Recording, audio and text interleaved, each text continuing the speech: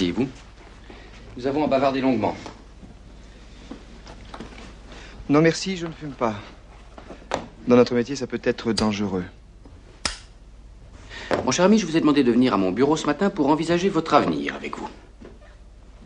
Mon avenir? Oui. Vous savez que notre société est en pleine mutation et que les fusions successives entraînent toute une série de bouleversements.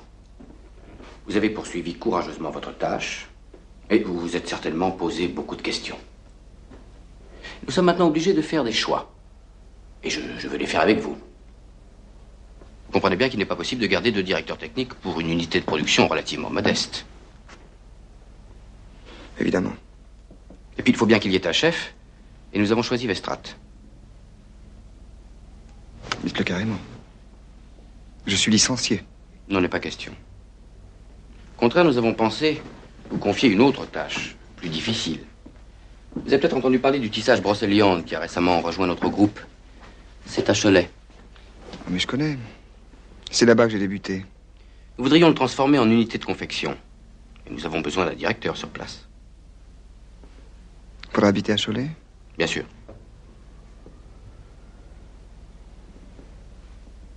Cholet, c'était à 600 km de Roubaix. Vous bénéficierez d'une augmentation substantielle.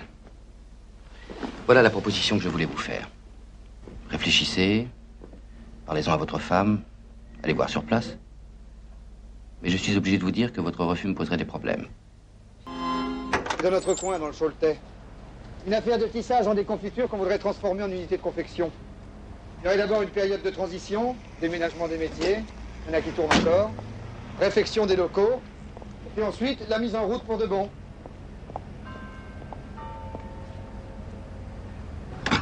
En somme, tu deviendrais directeur. Oui, mais si c'était un piège.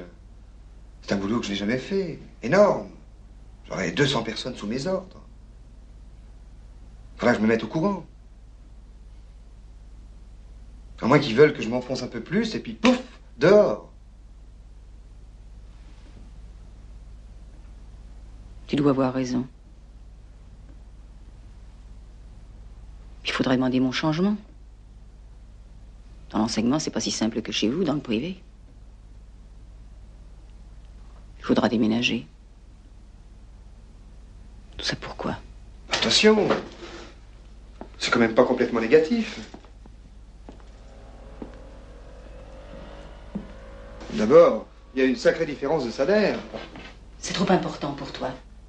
Qu'est-ce que tu racontes? Si tu échoues, Et pourquoi j'échouerais forcément? faut regarder la réalité en face.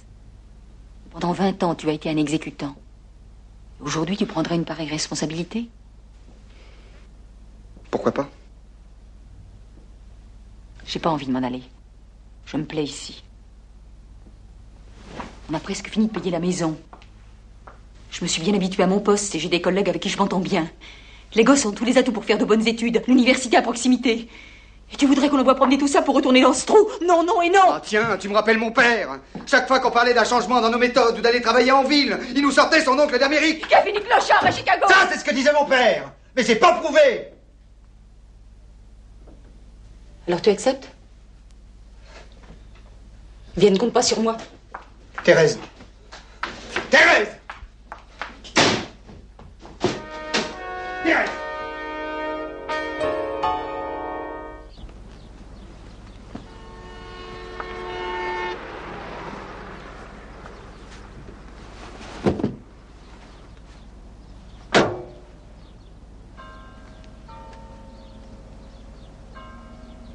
Tu me dis quand même au revoir?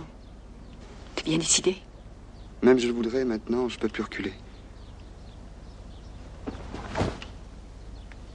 René, je suis enceinte.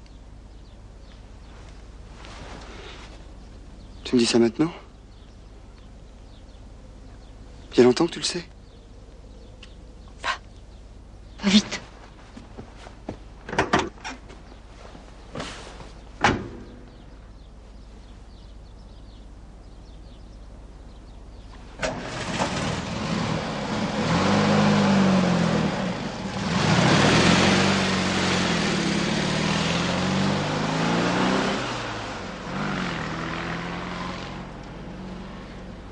Ce qui est important pour le groupe, c'est d'être les premiers. Pendant 6 mois, nous sommes les guerrieros de la mode. C'est le marché qui compte, pas le produit. Votre chaîne de pantalon, elle a failli me faire sauter, et vous avec. Bonjour René. Bonjour. Bonjour. Bonjour. Vous avez bien roulé? Ah oui, bien, très bien. Bien, qu'est-ce que vous prenez? Un Perrier citron. Je suis content que vous soyez là. Vous allez voir, Ragno, tout ça va s'arranger. Mes bavoirs en viscose ont marché du tonnerre. Mais les bavoirs, c'était parfait. Eh bien, si on avait consenti de même effort publicitaire sur mes pantalons. Écoutez, des bavoirs, ce ne sont pas des pantalons. Vous êtes têtu. Mais quand même, mon système de fermeture. La mode, Ragno, la mode.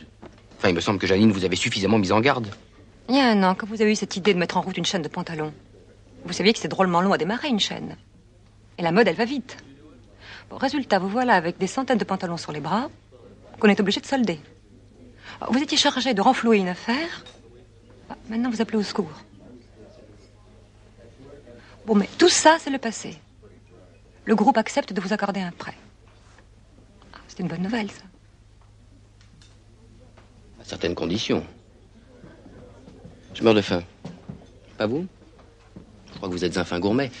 Alors passons à table, nous serons plus tranquilles pour bavarder. Des conditions?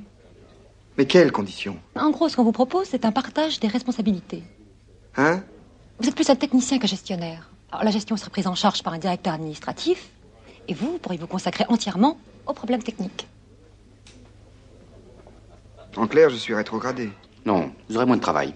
Aucune incidence sur vos appointements. Je ne serai plus qu'un sous-fifre. C'est scandaleux. Se donner corps et âme pendant 20 ans. Tout sacrifier. Ma vie familiale. N'exagérons rien. Mais je n'exagère pas. Ma femme est obligée de rester dans le Nord pour ne pas perdre son poste. Je ne vois même plus mes enfants. Ma dernière, c'est à peine si je la connais. J'ai l'impression d'avoir gâché ma vie. Allons dîner, ne dramatisez pas, c'est ridicule. Ridicule? Mais vous n'avez pas le droit. Humilier un homme, ça ne se fait pas. Du temps de Monsieur Louis, ça ne se serait jamais passé comme ça. René, voyons, que signifie cette comédie? Nous ne sommes plus au temps de Monsieur Louis. C'est triste, monsieur. Oui, c'est triste. Bonsoir. Je vais me coucher. J'ai pas faim. Vous en faites pas, il se calmera. Ils se calment tous. Je suis beaucoup plus inquiet pour votre robe. J'étais comme la plupart des gens qui passent leur vie à attendre le bonheur comme on attend un héritage. Quelque chose qui vous est dû. L'héritage d'un oncle d'Amérique. L'Amérique, ça n'existe pas. Je le sais, j'y ai vécu.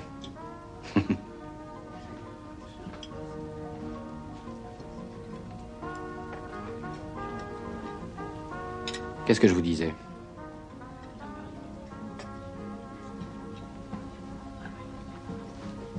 Il va vous casser la figure.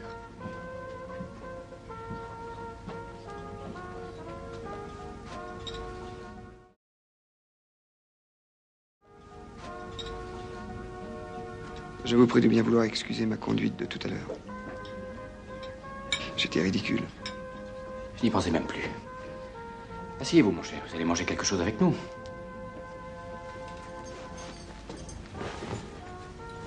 Alors, vous êtes un passionné de cuisine? Je le saurais volontiers, si nos patrons m'en laissaient le temps. Mais je en parle.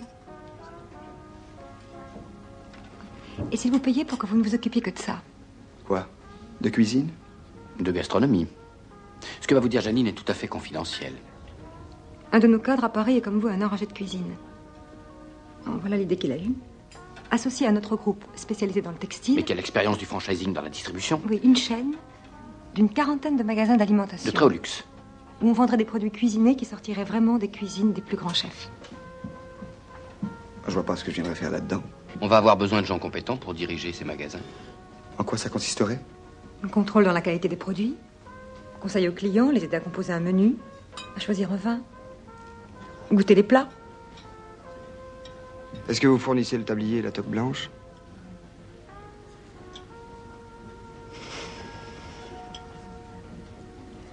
Décidément.